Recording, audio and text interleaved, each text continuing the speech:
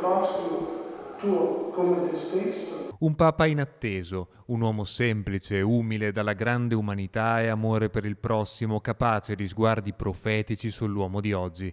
Chi era Albino Luciani? Quale il legame con la sua terra e quali le tappe che hanno condotto il Papa del Sorriso al pontificato?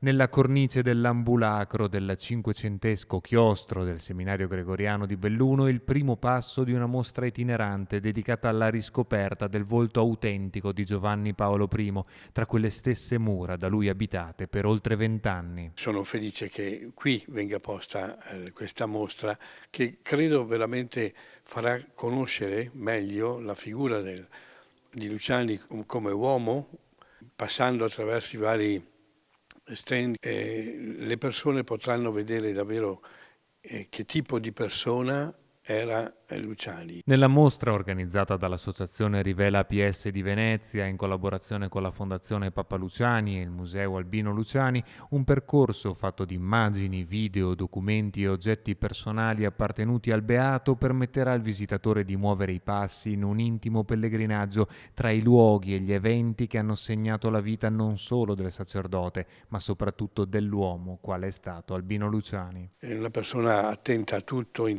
con interessi vastissimi, non solo religiosi e teologici, quello che lui poi ha mostrato nella sua vita, no? Anche le sue attenzioni alle questioni sociali, eccetera. La mostra sarà visitabile dal lunedì al sabato fino al 15 ottobre, prima di cominciare il suo cammino itinerante tra le diocesi di tutto il Veneto. Oggi viviamo in un mondo molto irrequieto.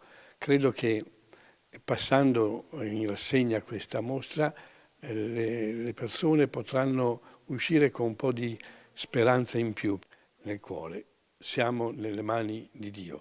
Questa non è una frase vuota che lascia il tempo che trova, ma è davvero la fonte da cui possiamo partire per superare serenamente qualsiasi difficoltà.